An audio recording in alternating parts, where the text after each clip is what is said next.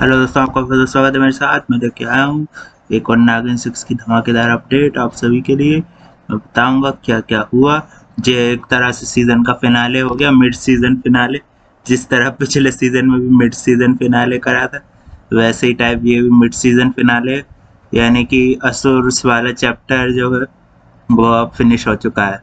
क्योंकि महाअसुर जो थी सीमा, वो उनका खात्मा हो चुका है।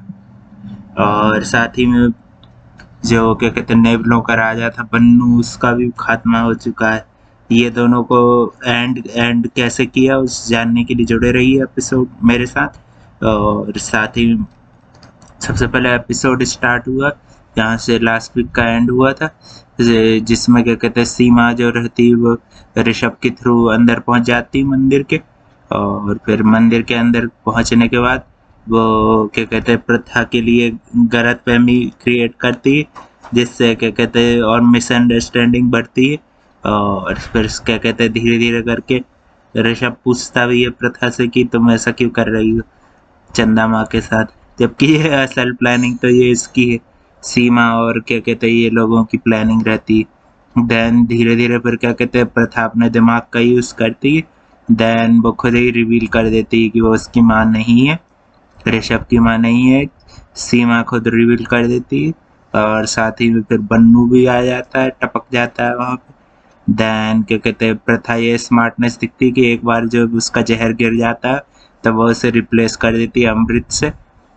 तो फिर क्या कहते हैं सारी जगह पे अमृत फैल जाता है, ये बीमारी महामारी का अंत हो जाता है। एंड क्या कहते हैं पहले बन्नू जो जब रहता है उनको लगता है कि जहर डाला है, तब वो उसे टच करके देखता है तो उसका हाथ जल जाता है। तो फिर उसे पता चल जाता है कि ये यहाँ पे अमृत मिल चुका है।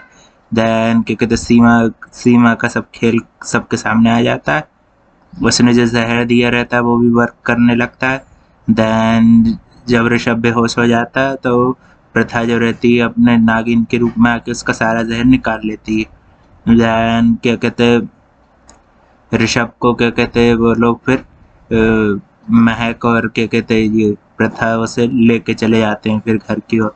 फिर घर में भी वो रिहान के खिलाफ कार्रवाई करता है, उसको समझ जाता है कि प्रथा जो है वो सही कर रही थी। और बोलता है कि सीमा का नाम कोई नहीं लेगा, सीमा का नाम कोई नहीं लेगा घर में। देन सेकंड डे में ये क्या कहते हैं फिर क्या होता है, इन इन सबके बीच में फाइटिंग भी होती है। तो उसमें बन्नू जो रहता है वो अमृत में गिर जाता है और मर जाता है। सारी जगह से महामारी का एंड हो जाता है।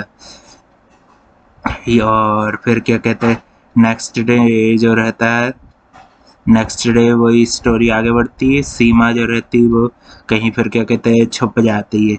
देन क्या कहते हैं वो मौका देख के क्या कहते हैं प्रथा पे फिर से अटैक करती है।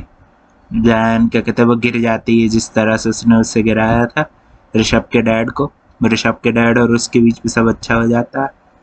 रीम कुछ समझ नहीं पाती है, उसके खिलाफ क्या कहते हैं अपनी माँ से बात कर रही रहती तो उसे भी हीना खन्ना धमकी देके जाती है वहां से कि मेरी बहन जैसी है वो, कुछ किया तो तुम्हारे लिए अच्छा नहीं होगा।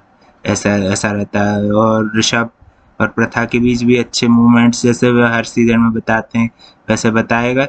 और फिर क्या कहते हैं ये सीजन का फिर ऐसा एंड हुआ कि एंड में जब प्रथा उस ऋषभ को अपनी सच्चाई बताती है वो बोलता है कि तुमने धोखा दिया। फिर ऐसे करके क्या कहते हैं उनकी स्टोरी का जो क्या कहते हैं एंड हो गया। देन क्या कहते हैं नेक्स्ट वीक हम देखेंगे, मैंने प्रोमो भी डाला हुआ है, देख लीजिएगा। बहुत धमाकेदार प्रोमो, सब कुछ बदल जाएगा। महक जो है वो अटैक करती दिखेगी इस पे, और ऋषभ और उनकी जोड़ी दिखेगी। प्रथा भी जेल में दिख रही थी क्योंकि वो अब इंसान बन गई है और एक ही बार वो त्याग सकती है ये शेष नागिन का रूप। एक बार उसने त्याग दिया तो वो नॉर्मल इंसान बन जाएगी, फिर उसके वो कभी नहीं मिलेगा मौका।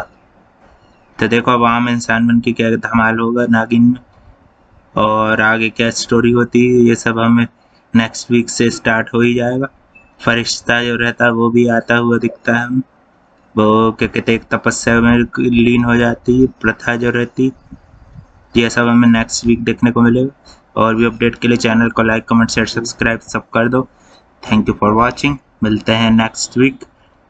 और प्रोमो भी देख लेना सब लोग। Thank you for watching.